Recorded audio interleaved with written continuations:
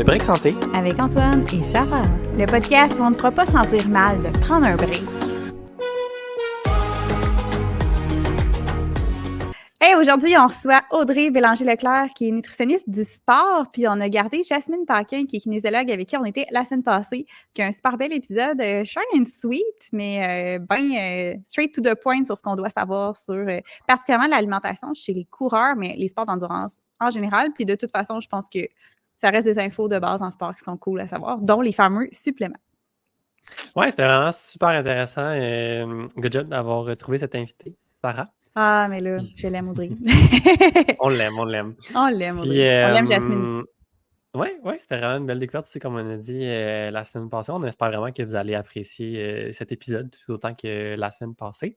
Puis on veut juste vous rappeler que, encore une fois, tout ce qui est mentionné dans l'épisode, que ce soit par rapport aux changements alimentaires liés aux épreuves d'endurance ou aux suppléments, on vous aide vraiment à parler avec une nutritionniste pour tout ce qui est alimentation avant de faire des changements dans votre mode de vie. Puis si vous avez besoin aussi d'aide concernant votre programmation pour l'entraînement, de consulter un kinésiologue dans votre région ou de m'écrire pour du coaching en ligne ou sur place. Donc, yes! Voilà. Puis au besoin, si vous cherchez une nutritionniste du sport, Audrey, ses coordonnées sont dans la description. Puis pour toute autre questions, besoins en général, je le mentionne, il y a moi, mais il y a aussi mon équipe chez Référence Nutrition. Donc, c'est autant l'adulte que les enfants. Donc, moi, je ne fais pas de pédiatrie, mais mes collègues en font. Que je n'hésite pas de venir nous écrire. Les liens sont tous dans la description. Que bon épisode, bonne écoute.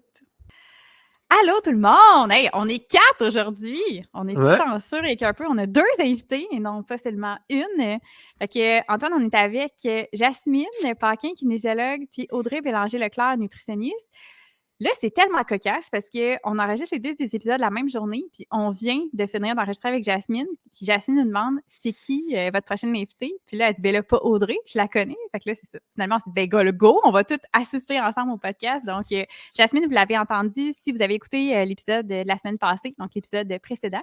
Là, aujourd'hui, on est avec aussi Audrey Bélanger-Leclerc, qui est une collègue nutritionniste. Oui. Puis Antoine. Hein, Antoine? Bonjour. Ouais, moi, je suis là. Je suis un décor aujourd'hui. Oui, c'est ça. T'es clairement en minorité aujourd'hui. Ah, c'est pas grave, je vais le prendre. Je suis habitué. Ouais, c'est correct. Ouais, c'est parfait. Audrey, aimerais-tu faire une présentation de ce que tu fais, ton parcours, tes champs d'intérêt, ta clientèle? Tout ça. Oui. Qui es-tu? Ouais. Certainement. Ben, première information, vous l'avez dit, je m'appelle Audrey.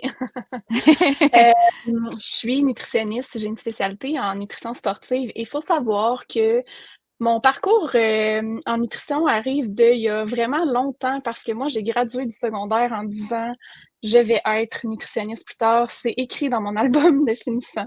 Sérieux? Nice. Ouais, je faisais du ménage dans ma maison à un moment donné, puis je suis tombée sur mon album. J'ai lu ça, puis j'étais comme « Oh mon ». J'avais comme oublié à quel point ça vient de il y a longtemps, là, mais ouais, fait que moi, j'ai fini mon secondaire en me disant « Je vais être nutritionniste » et déjà à ce moment-là, j'avais un intérêt pour la nutrition sportive, plus au niveau personnel, là, j'ai envie de dire, parce que j'ai toujours pratiqué des sports. Puis, mon cheminement m'a amené à faire mon bac en nutrition à l'Université de Montréal.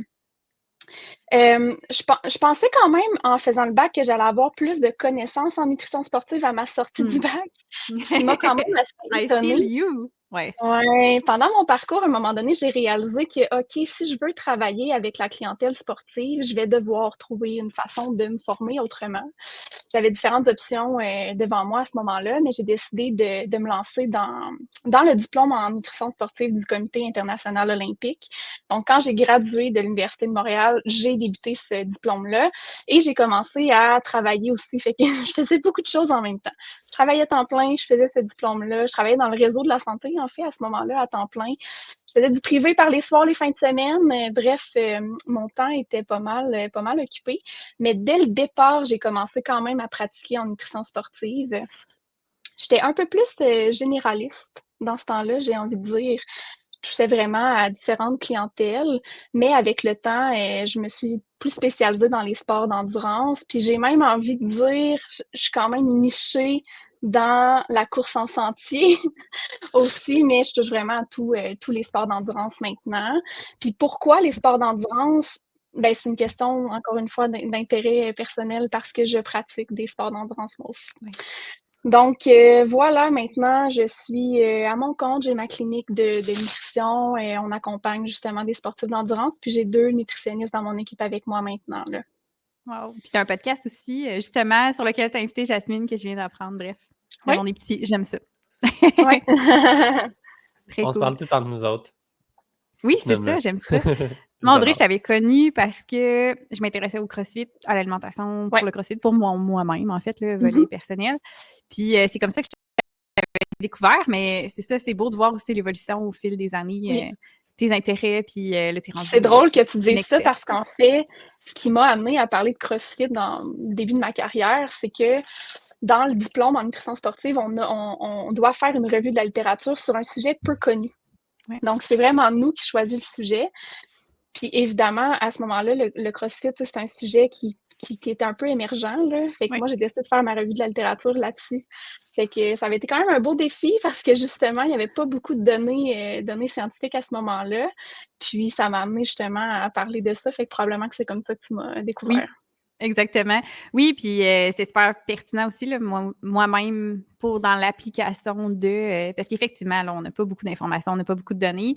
Puis justement, on peut t'appeler nutritionniste du sport. Là. Je pense que c'est ça la grande différence aussi. J'aurais dû bien le mentionner dans ta présentation. C'est une petite nuance importante. Good. Ouais. Hey, Je le temps est rentrerai... limité, fait Oui, qu'on je va rentrer tout rentrerai dans nos direct. questions. Puis C'est ça. je trouve ça cool que Jasmine soit avec nous parce que, comme on a dit dans l'épisode la semaine passée, Jasmine se spécialise quand même aussi dans les sports Mhm. d'endurance. Fait que ça va amener un côté kin de plus à cette discussion-là. Double effet. J'aime ça. Ouais.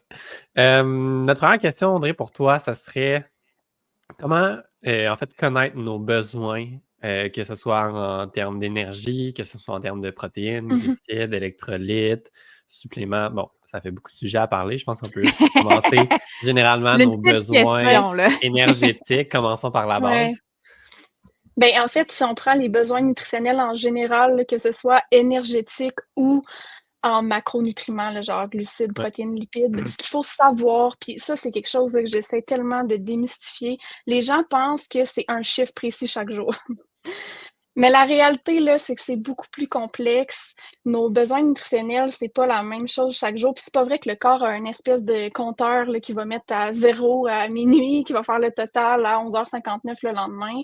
Fait que bref, c'est beaucoup plus complexe que de se concentrer sur un chiffre précis. Fait que ça, c'est la première chose à garder en tête.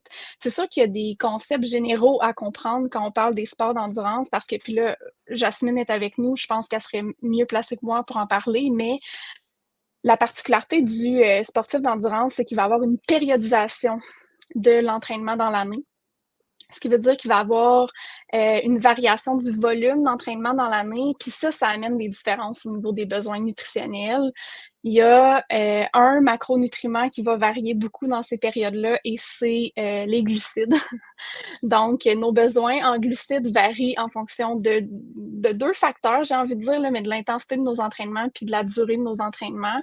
Fait que c'est sûr que dans nos grosses phases d'entraînement où on a un plus gros volume en termes de temps, qu'il y a plus d'intensité, tout ça, ben nos besoins en glucides sont plus élevés. Fait que c'est sûr que quand j'accompagne quelqu'un, c'est vraiment ce genre de connaissances-là que je vais essayer de transmettre à la personne pour qu'elle comprenne un petit peu c'est quoi la variation de ses besoins en fonction de la variation de son plan d'entraînement.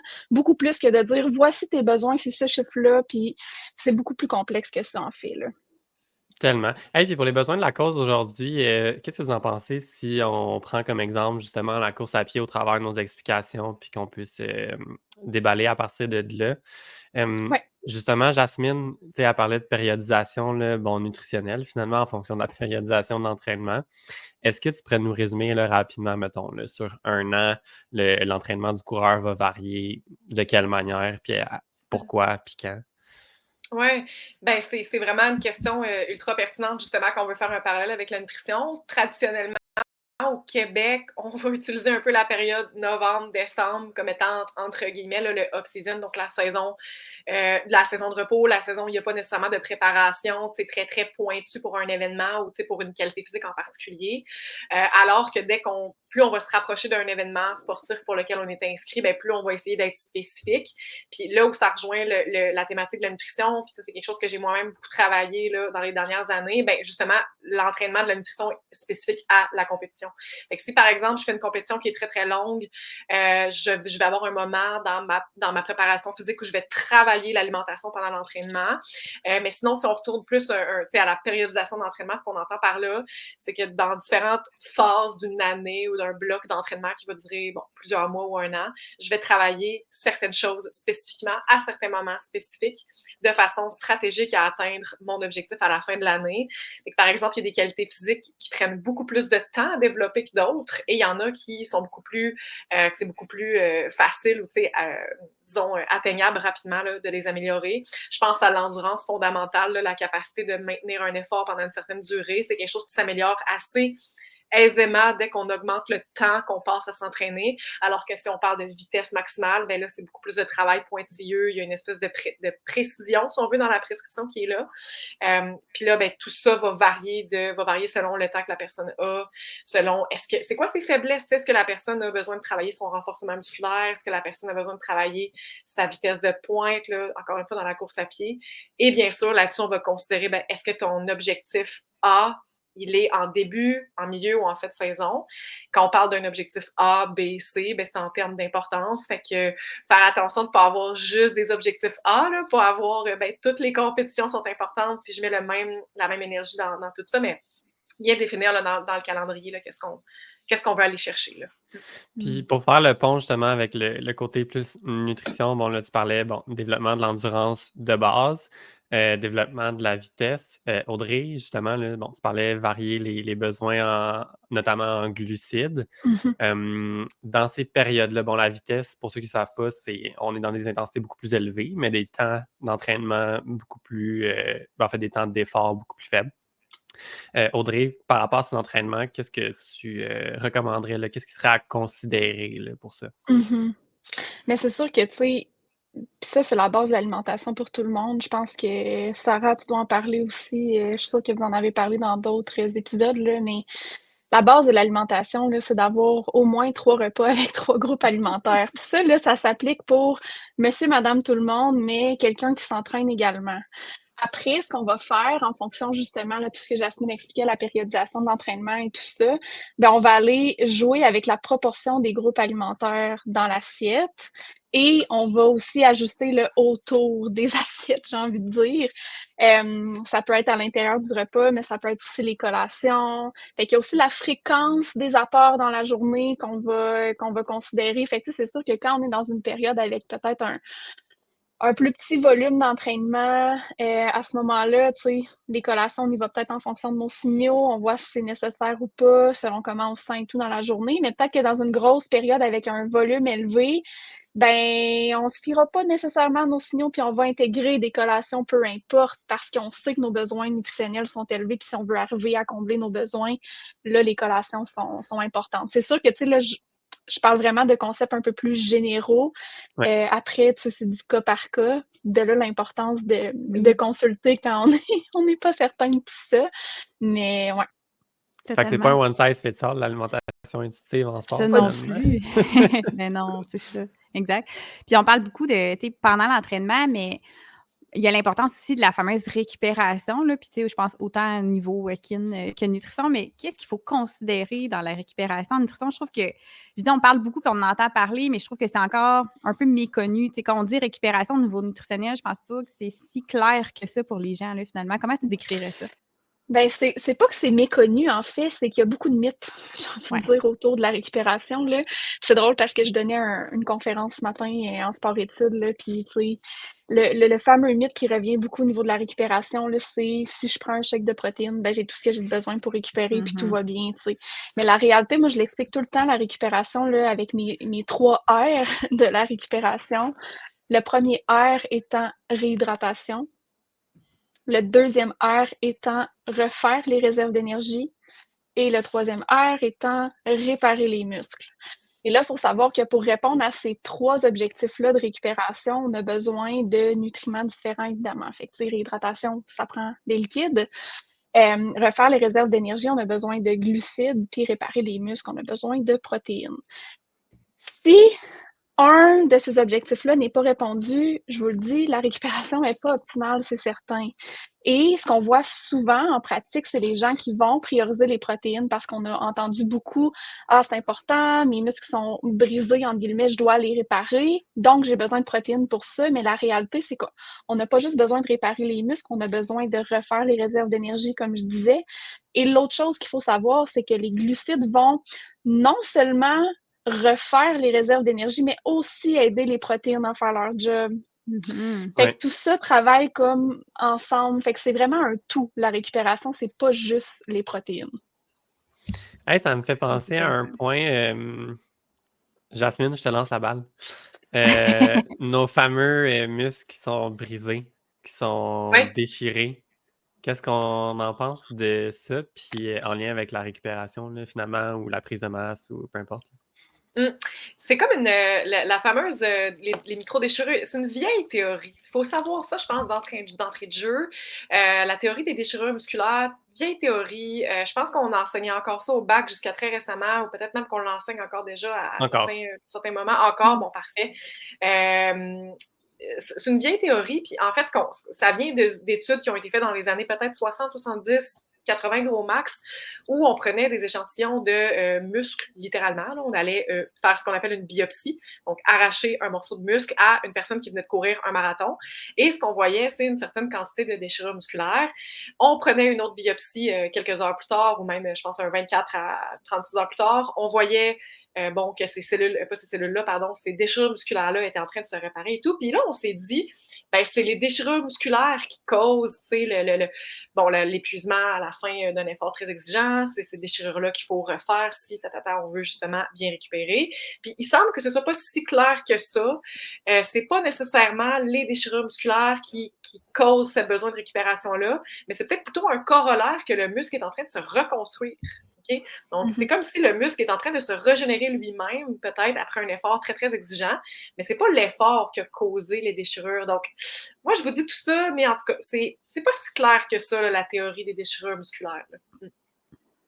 Très cool. Merci pour cet ajout. Une belle zone grise de la science. Oui, il y en a mais pas mal. Il faut savoir que les gens vont bien le comprendre quand on l'explique comme ça. Tout à fait. Souvent, c'est clair dans la tête de quelqu'un quand on l'explique de cette façon-là. OK, j'ai besoin de récupérer pour cette raison-là.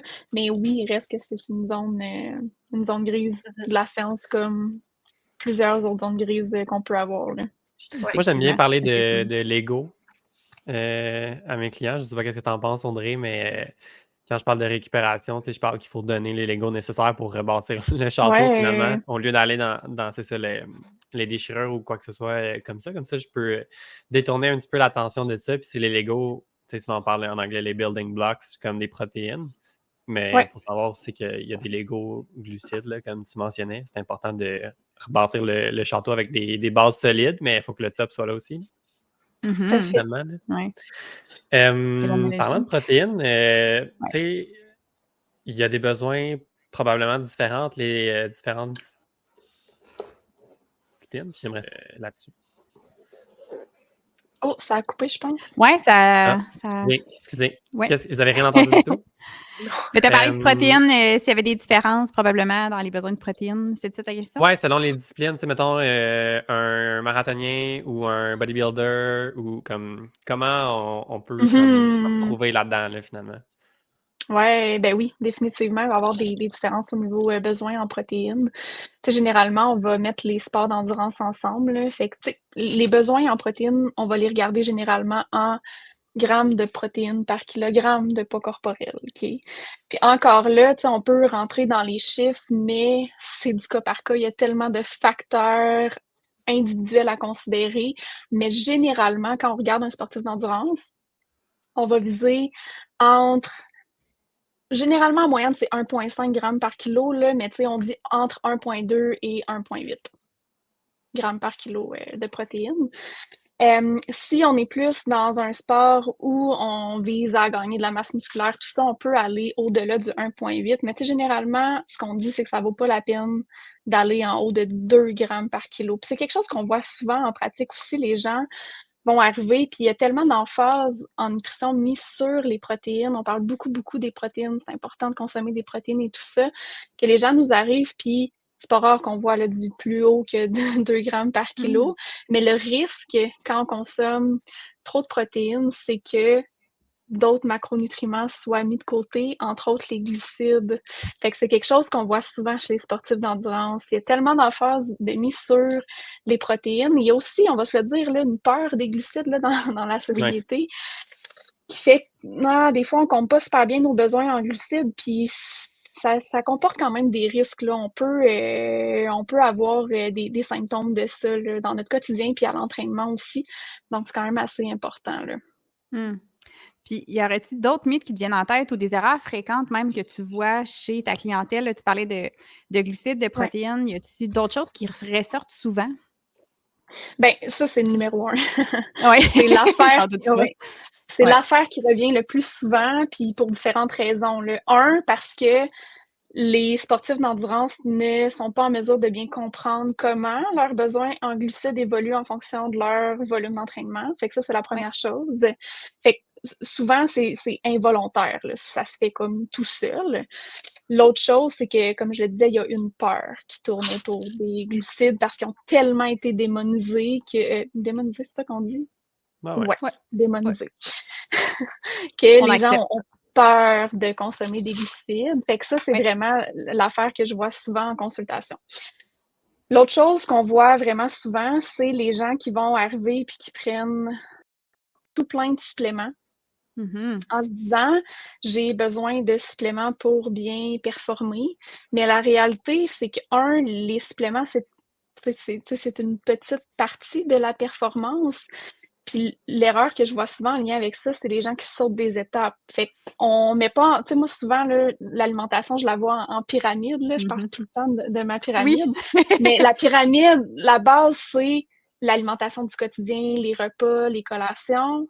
Le centre de la pyramide, c'est d'aller travailler justement avec le plan d'entraînement. Fait comment on adapte cette alimentation du quotidien-là à notre plan d'entraînement. Après ça, on va travailler justement en fonction des objectifs A dans l'année. Fait qu'on veut préparer les événements. Puis après, si tout ça est mis en place, on peut commencer à se demander, est-ce que là-dedans, on peut intégrer des suppléments qui vont nous aider? Mais souvent, les gens vont faire le contraire. Ils vont intégrer des suppléments, puis après, ils vont essayer d'aller travailler le reste. Mais moi, je pense que ça a vraiment plus d'impact si on le fait de l'autre sens. Là. Moi, j'aurais une question. Moi, j'aurais une question pour Audrey, je peux-tu? Bien, certain. Oui. On sait que d'une part, les glucides ont été démonisés par différentes diètes, différentes tendances, différents même gens qui se sont prononcés au sujet de l'alimentation. On sait d'un autre côté que les athlètes veulent performer. Ils sont là pour ça. Puis probablement que les gens qui te consultent, il y en a une bonne partie qui veulent, à quelque part, s'améliorer.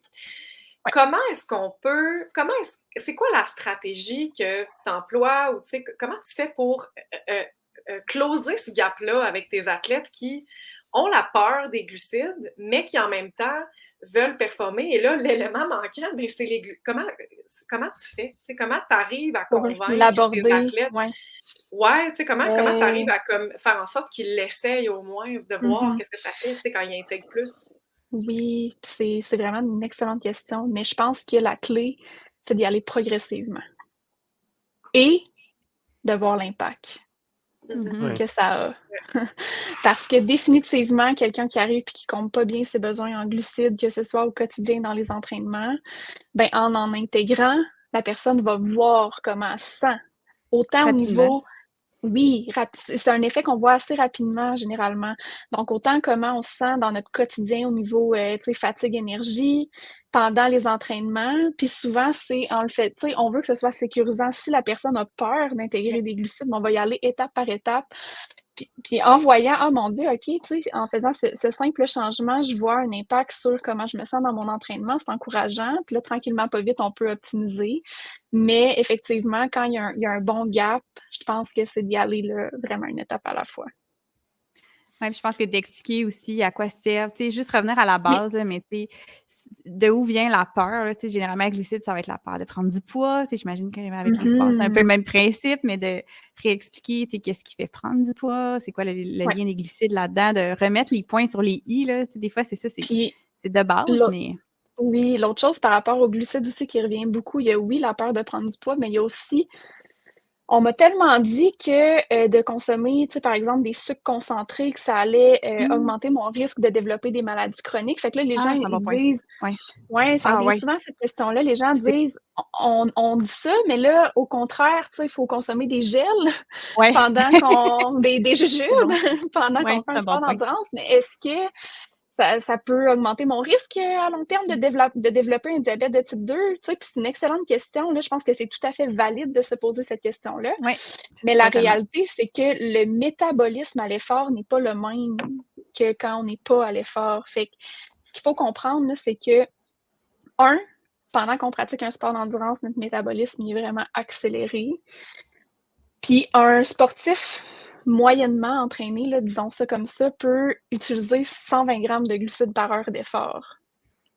C'est fou, hein? Si on parle d'un athlète qui est plus entraîné, c'est même au-delà du chiffre que je viens de donner. Ceci dit, les recommandations de consommation de glucides à l'effort, on parle là, actuellement d'un 30 à 90 grammes par heure. Là, les études tendent à démontrer qu'on aurait même des bénéfices à consommer plus que 90 grammes à l'heure, mais il reste que, admettons, en moyenne, les gens vont réussir à atteindre habituellement un genre de 60 grammes de glucides par heure d'effort.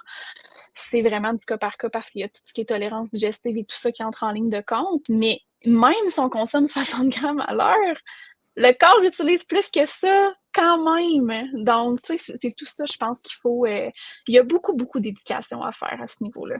C'est une question de contexte. Puis, tu sais, il y a eu la montée là, des diètes cétogènes, de la diète cétogène. Dépend Puis, glucides aussi, ouais. la grosse affaire qui ressortait, c'est que ceux qui encourageaient cette diète-là, ils faisaient le point que le sucre, c'est mauvais, blablabla. Puis, tu sais, ils venaient comme, ben, tiens, si tu regardes d'un côté plus chimie, bio, tu sais, je veux dire que ce soit un glucide complexe, whatever, c'est tous des sucres finalement. Mais c'est juste que les molécules sont tellement différentes, puis ça, cette nuance-là, ne s'est pas rendue ou est comme mal comprise. Puis tu sais, il y a une grosse différence, je pense, à faire entre consommer des sucres libres dans le cadre d'une activité physique pour soutenir ton énergie versus dans un contexte de diète riche en aliments hyper transformés, d'avoir beaucoup de sucre libre. Puis tu sais, comme je disais aussi, il y a sucre libre, glucides simples, mais il y a aussi tout ce qui est amidon, tu sais. Fait une grosse différence comme grains entiers, source de glucides, puis sucre blanc dans des Ouais. boissons sucrées, juste comme ça, en travaillant, par exemple, assis. Là, Mhm. fait que je pense qu'il y a ça qui est comme venu ajouter à la confusion dans le domaine, je pense. Effectivement. Oui, puis tu sais, la confusion vient du fait, un peu comme tu l'as nommé, qu'il n'y a pas de nuance qui est faite non plus. Fait que c'est comme si on a mis tous les aliments les aliments qui contiennent des glucides dans le même panier, alors que c'est pas la réalité, tu sais, c'est vraiment pas des aliments qui sont tous équivalents. Puis après, ben, il y a une différence à faire aussi au niveau des besoins nutritionnels, justement, selon ce qu'on va faire comme activité physique et tout ça, là. C'est ça, parce que le Est-ce panier des que sucres ajoutés... Oh, je m'excuse. Le panier des sucres ajoutés est différent quand tu es sédentaire puis que c'est pas dans le cadre d'une activité, puis quand c'est dans le cadre d'une activité, la réponse du corps va être différente, puis c'est pas que c'est mauvais d'en manger, là, c'est pas ce que je dis, là. Il y a quand même... c'est pas interdit d'en manger des sucres libres, c'est juste que c'est pas une recommandation d'en manger une grande quantité, mais je pense que faut vraiment tracer la ligne à quand je suis un sportif d'endurance, j'en ai besoin dans le contexte de mon sport. C'est pas le même effet sur la santé, là. Je pense que c'est ça le message qu'il faut entendre aussi. Ouais. Fait que, ben oui, on entend tellement, tu sais, beaucoup de bruit, là. Je pense à Glucose Goddess aussi qui parle tellement de... On rentrera pas dans ce sujet-là, mais tu sais, les gens savent plus, là. Tu sais, pour eux, les sucres, c'est juste pas bon. Fait que de mettre la ligne entre si je les utilise dans un sport d'endurance, c'est vraiment pas le même contexte, c'est pas le même niveau d'absorption, ça fera pas les mêmes effets dans le corps. Fait qu'il y a quand même... Puis même à ça, là, elle a pas raison sur tous les points qu'elle mentionne non plus, là, on va se le Jasmine, elle a dire, là. vraiment cringe Ouais, c'est là, ça. dans le coin de Je pense l'écran. que Antoine a vu ma réaction. Elle, Mais là, voilà. on est plus capable, là. Oui, c'est ça. Moi, la question que j'avais envie de poser, c'est est-ce qu'il n'y a pas aussi le fait qu'on a associé les glucides à certains aliments, tu sais, plus plaisir, tu sais, par exemple, tout ce qui goûte sucré, là, tu sais, comme pâtisserie, gâteau, bonbons, puis c'est comme si on a fait dans notre tête le lien entre, ben, ces aliments-là sont associés à, bon, des aliments plaisir, là, les glucides, c'est tout ça, tu sais, est-ce que c'est aussi parce que peut-être la population générale ne sait pas que du quinoa aussi, c'est une source de glucides. Est-ce que c'est un peu ça aussi qui a apporté de la confusion, par exemple? Je me pose la question. Je savais pas si Sarah allait parler. Je vais te laisser répondre, mais oui, ben oui, clairement, je pense que les gens ne comprennent pas. On a un manque d'éducation, là, définitivement. Les gens ne connaissent pas c'est quoi exactement les sources de glucides là, en général dans l'alimentation. Puis ils font pas la différence entre les types de glucides non plus. Fait que, définitivement, je pense que ça, c'est une partie du problème. Puis là, l'autre chose, on pourrait rentrer dans un autre gros sujet, mais le volet que tu as nommé un peu aliment-plaisir, on le dit souvent, c'est tout à fait normal de consommer tous les aliments dans l'alimentation, tous les aliments ont leur place. Mais encore là, il y a tellement une espèce de contrôle dans la société que ça devient difficile de garder cette espèce d'équilibre-là. C'est que les gens ont tendance à être plus dans un des deux extrêmes versus au centre où c'est l'équilibre qu'on recherche généralement. Là. Mais ça c'est un autre paire de manches. Ayant deux nutris dans la conversation, un point qui m'accroche avec les aliments transformés, genre les beignes et name it, ça avait beaucoup été, je pense, étudié là, les recommandations parce qu'il y avait une augmentation de la prévalence de l'obésité et des maladies chroniques et tout.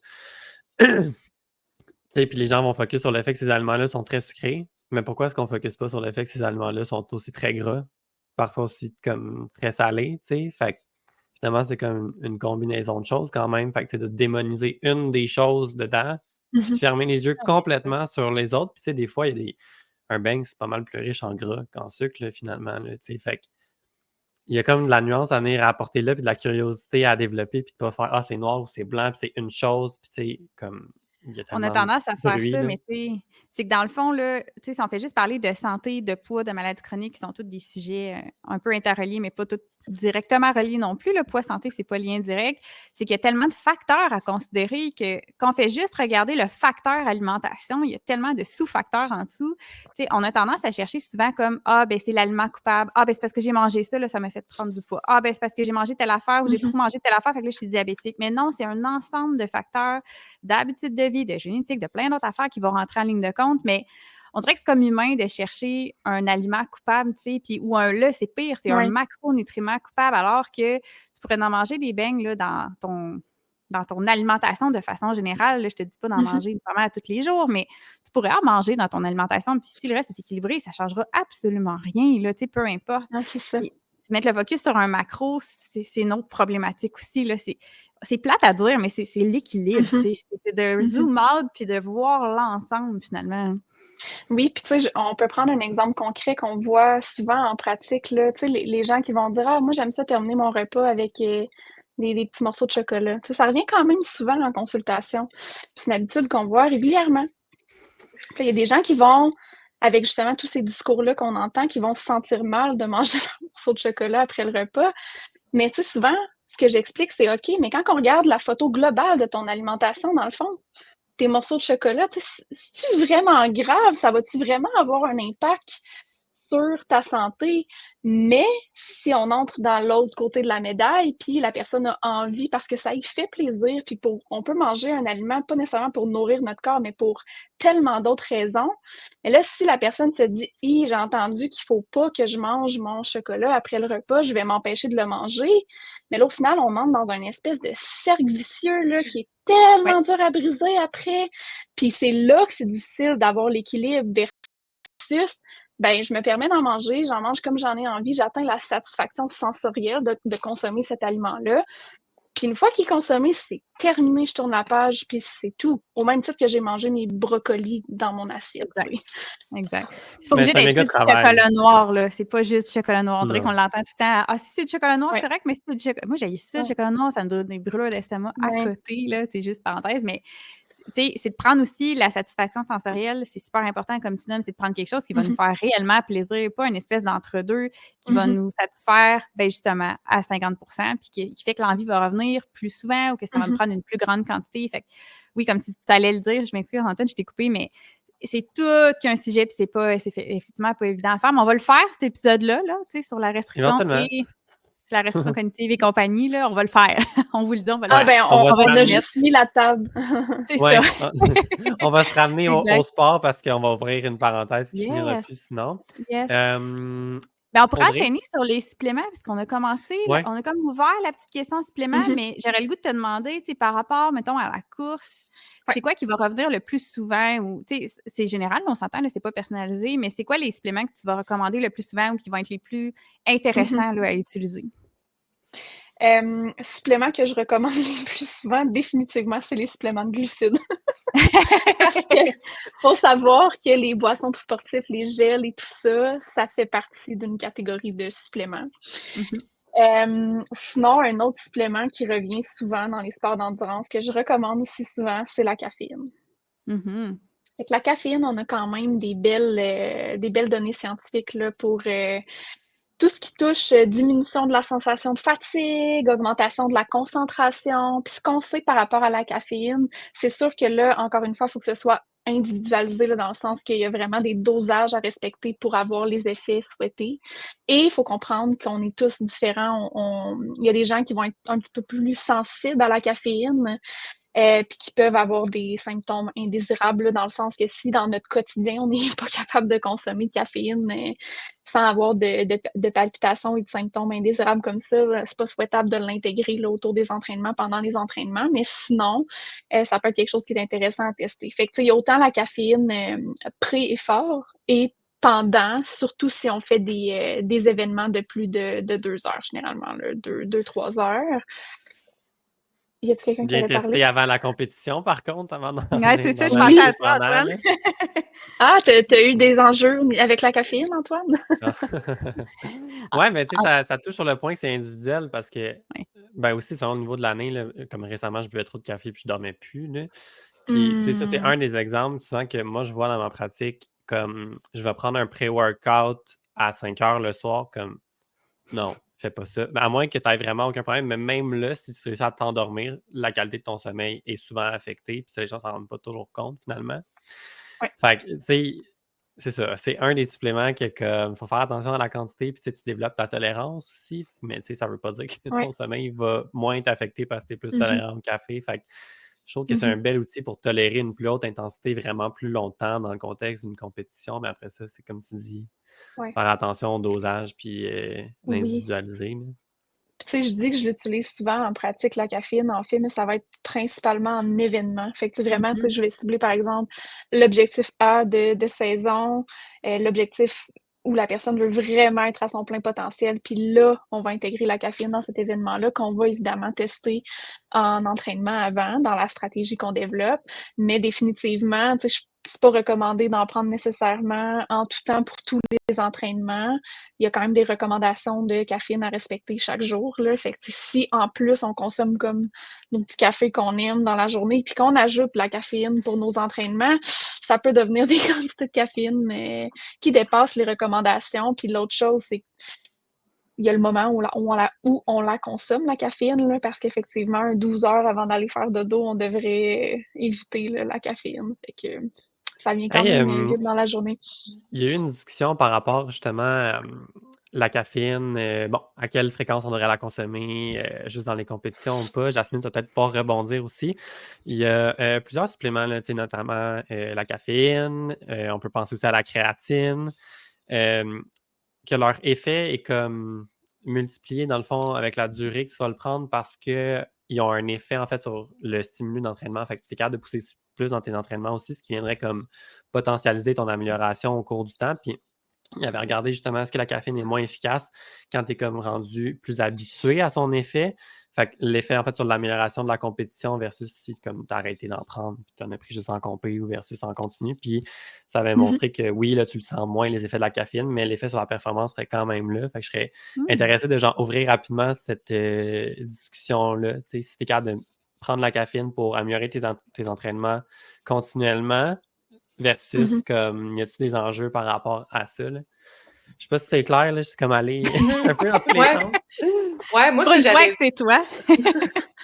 Moi, ce que j'avais vu, c'était que on n'allait pas le chercher, cet effet de désensibilisation-là. C'est-à-dire que j'ai pas besoin d'arrêter de boire du café pendant 3 jours avant ma compétition pour que mon café pré-compétition fonctionne. Là. Je pense que Ouais. les évidences sont assez claires, là, niveau... tu sais, qu'il y a eu plusieurs méta-analyses là, sur le sujet, je crois. Ouais, c'est ce que je crois. Ouais. Puis vous, tu sais, d'un côté nutrition, tu sais, on parle, côté performance sportive, mais ma question était aussi, bon, oui, effectivement, Jacinthe, ça a été bien démontré, là, et tel point, mais de voir est-ce qu'il y aurait des effets négatifs potentiels, parce que, tu sais, je parle de, oui, la caféine va t'aider à mieux performer dans ton entraînement, mieux t'améliorer, mais comme y a-tu des enjeux reliés à cette consommation-là de caféine, non? Ou d'autres suppléments comme la créatine, justement?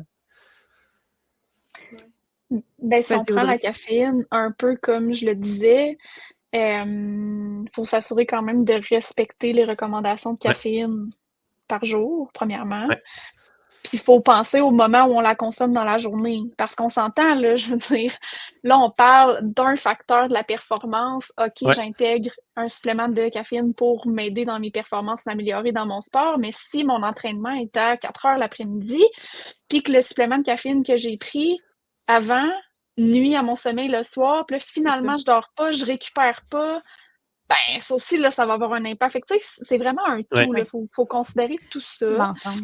Oui. Fait que oui, ça pourrait avoir des effets potentiels néfastes selon comment il est intégré, tout ça, là.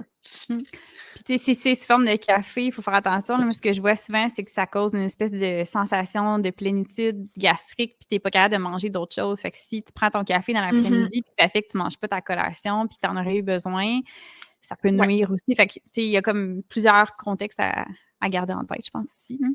Puis c'est sûr que ça me fait réfléchir. On parle de caféine, là. Une erreur que je vois souvent par rapport à ça, c'est que, tu sais, on doit considérer, tu sais, les recommandations quotidiennes en termes de quantité de caféine. Ouais. Mais ce qu'il faut savoir, c'est que maintenant, il y a beaucoup de suppléments qui ont des sources Oui. cachées de Ah caféine, oui. cachées entre Ouais. guillemets, pas cachées. Oui.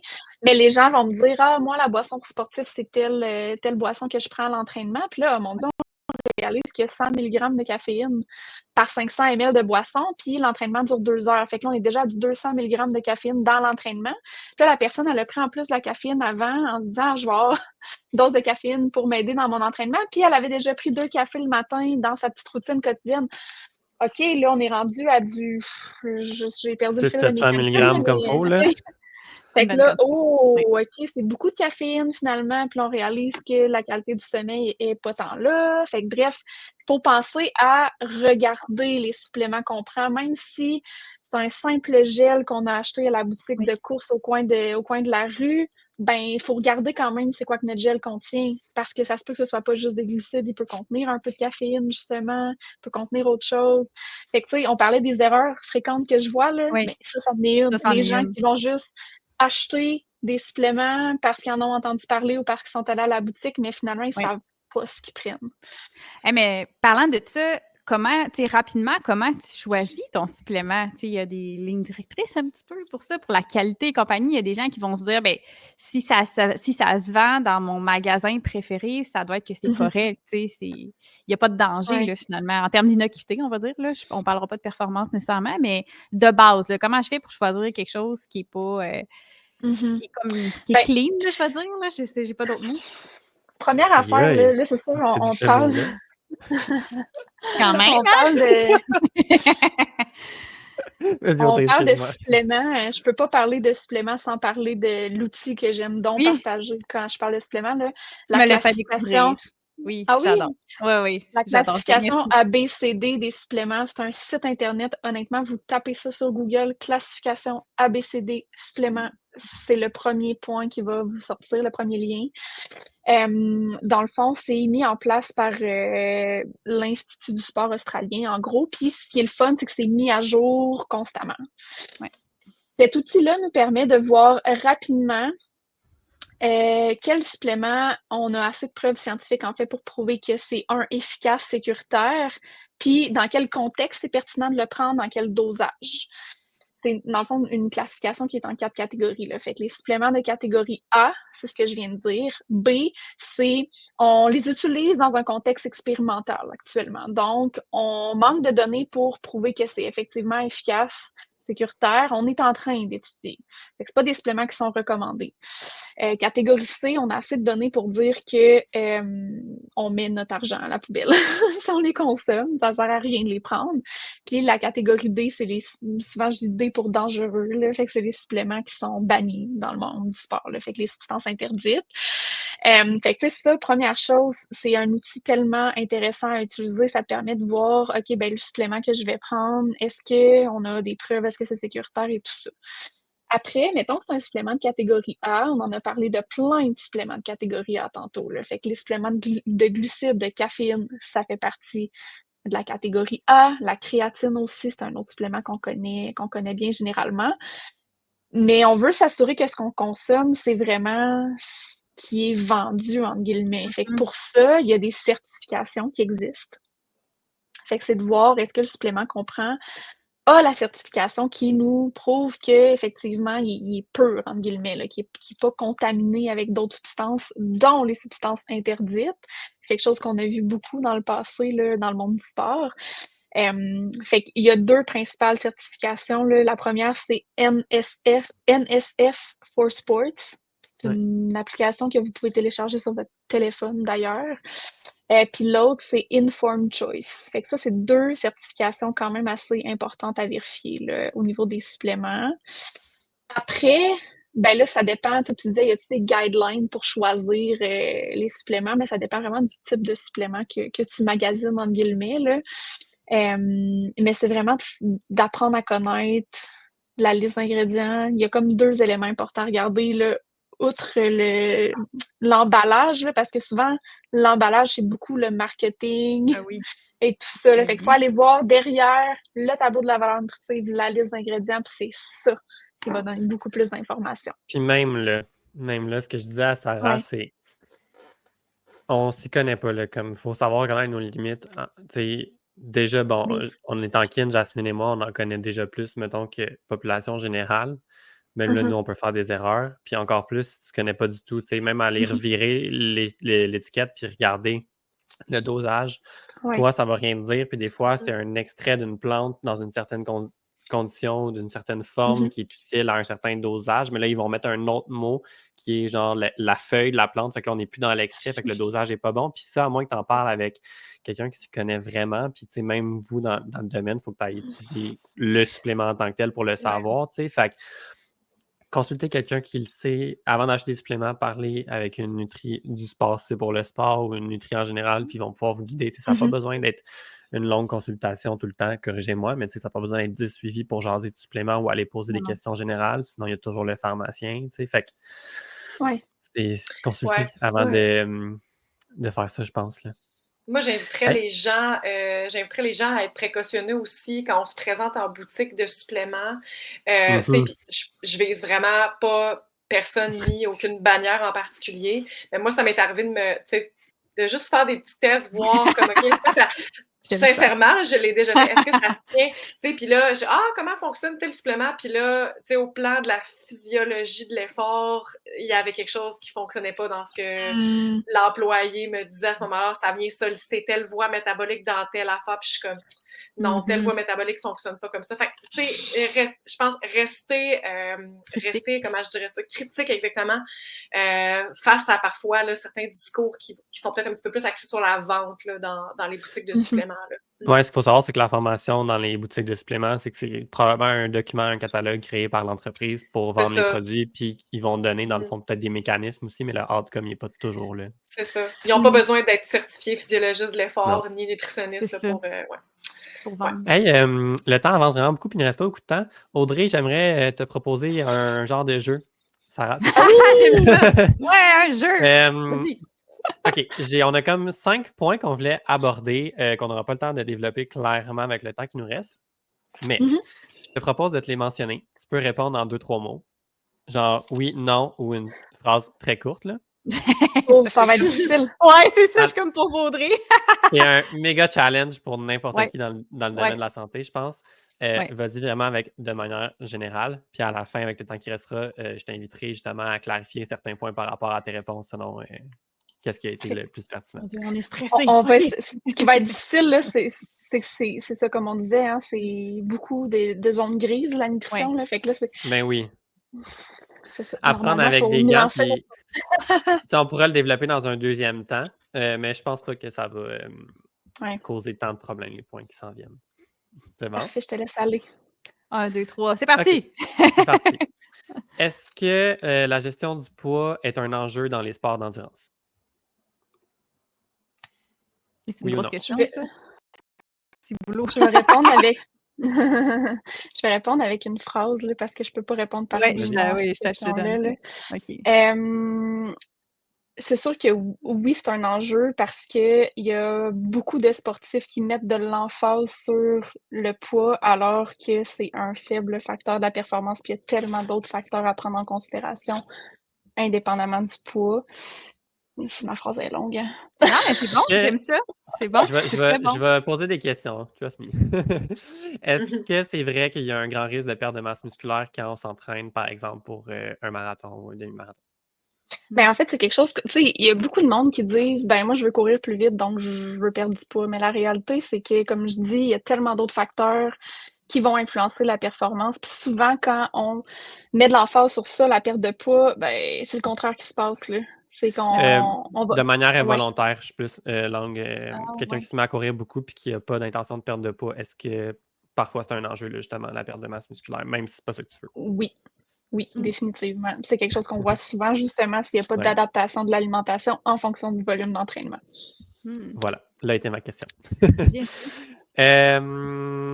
Au niveau des erreurs chez les débutants côté alimentation, hydratation, est-ce que c'est vrai que dans certains cas, notamment chez les débutants, il y aurait une augmentation des apports alimentaires ou hydriques de manière disproportionnée à l'entraînement? Donne un exemple, parce que c'est toi qui avais ces questions-là. Je commence à m'entraîner, je fais 10 minutes de course, mais je bois trop d'eau ou je mange un repas supplémentaire pour un 15 minutes de course. Je te dirais que c'est plus le contraire qu'on voit. Excellent, ça. Puis, est-ce qu'il y aurait des risques à consommer trop d'eau durant un entraînement ou trop d'aliments, genre des glucides? Oui. Oui, c'est sûr qu'on peut avoir des troubles digestifs, là, que ce soit trop de glucides ou trop d'hydratation. On a une capacité limite d'absorption de ces deux trucs-là, là, des liquides et des glucides. Si tu dépasses ta capacité d'absorption, tu peux avoir des troubles digestifs. Et si tu bois trop, il y a un risque aussi d'hyponatrémie si tu ne remplaces pas ton sodium. Ça, c'est un autre gros sujet. Oui, c'est ça. Pour ceux qui ne savent pas, hyponatrémie, dans le fond, c'est d'avoir trop d'eau par rapport à tes électrolytes, là, finalement. Une baisse de sodium dans le sang, oui. Exact. À partir de quelle durée ou quel nombre de kilomètres on peut intégrer des électrolytes ou des glucides durant soit un entraînement ou une compétition? C'est différent pour ces deux éléments-là. Généralement, ce que je dis, c'est pour les entraînements entre 45 et 90 minutes.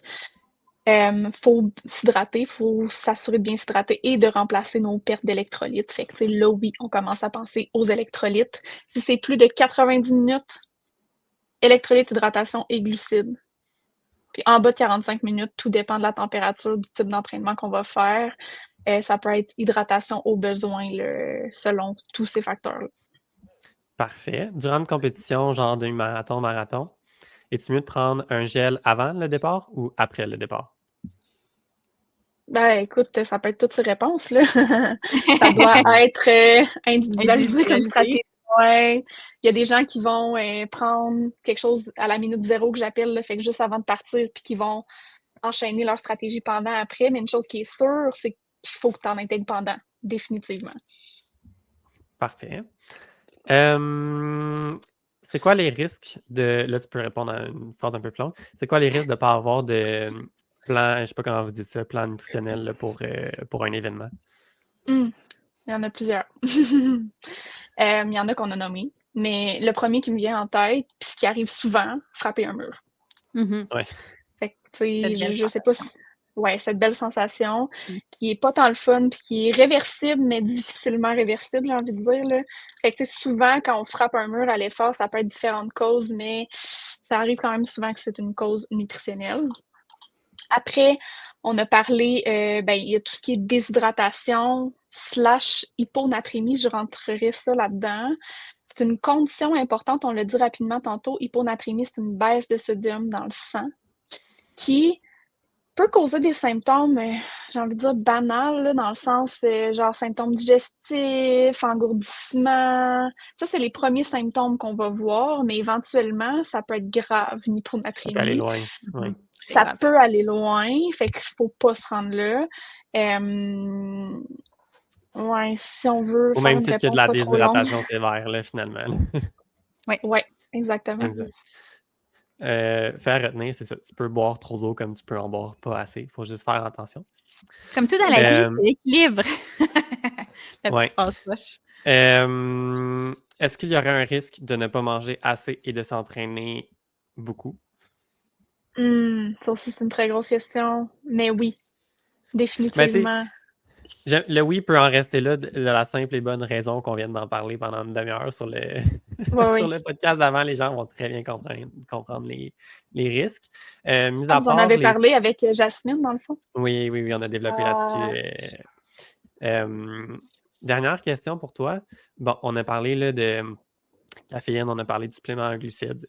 Si on éclate un peu et on ne parle pas juste de course, est-ce qu'il y aurait d'autres suppléments qui pourraient fonctionner potentiellement dans certains sports, sachant que oui, bon, l'amélioration, c'est souvent 1 à 2 là, comme négligeable, mais il y en a-t-il d'autres qui sont prouvés efficaces? Ben, un qu'on n'a pas parlé puis qui est tellement utilisé fréquemment, c'est la poudre de protéines, là. C'est un supplément de catégorie A. Qui peut être super pratique à utiliser, mais ce qu'il faut comprendre, c'est que ça remplacera jamais un aliment, là. Fait que, tu sais, la poudre de protéines, c'est un supplément qui contient généralement des protéines. Si tu vas chercher tes protéines dans les aliments, ben, c'est encore plus intéressant parce que ton aliment, c'est une matrice de plusieurs nutriments. Mais la poudre de protéines, c'est vrai que c'est pratique. Fait que souvent, de l'utiliser à cause de son niveau pratique, là, ça peut être intéressant. Parfait. Wow, bravo Audrey, short and sweet, je suis impressionnée. C'était C'est pas difficile. facile. Oui, j'en conviens. Ouais, c'était un bon jeu, Sarah, on devrait le refaire. C'est full challengeant, je trouve, pour les gens qui, Ben, même moi, qui là, veulent je suis comme, moi, je expliquer pourrais leur pas capable de concept. faire ça. Ouais, j'aime ça. Ouais. Audrey, il va Ouais. falloir te réinviter toi aussi, là, Colin. On a trop de choses à dire. C'est tout le temps de même. Ben oui. Merci. Merci beaucoup d'avoir accepté l'invitation, puis merci aussi Jasmine d'être venue ajouter aussi ton grain de sel à cet Oui, épisode-là. c'était le fun. C'est Ouais, cool. c'était vraiment cool. Puis effectivement, il va falloir réinviter pour parler de plein d'autres sujets reliés Oui. à la nutrition du sport. Il nous reste plein de questions qu'on voulait aborder, là, mais bon, on pourrait en parler On a toujours pendant trop de des heures. questions. Oui, c'est ça. Ouais. Puis là, moi, j'ai reçu Jasmine sur mon podcast, mais ben, Sarah aussi. T'as-tu reçu? Non, attends, oui, tu m'avais reçu sur ton... Oui, tu m'as reçu sur ton podcast. Je t'avais reçu sur mon ancien podcast aussi. Oui, on sait. Il y a Jasmine que je connaissais pas. Antoine, non. Donc, il va falloir que je vous reçoive aussi. Oui, avec mon Dieu, plaisir. bon, ben, parfait, let's go. Hey, Audrey, 100%. si on veut travailler avec toi ou ton équipe, parce que là, ben, on ne l'a pas nommé, hein, est-ce que tu veux qu'on le nomme? Ben, c'est bien correct. Oui, je suis totalement ouverte. Je te laisse l'annoncer. Oui, ben c'est ça. En fait, comme je disais, j'ai une équipe de nutritionnistes. Moi, je quitte en congé de maternité sous peu.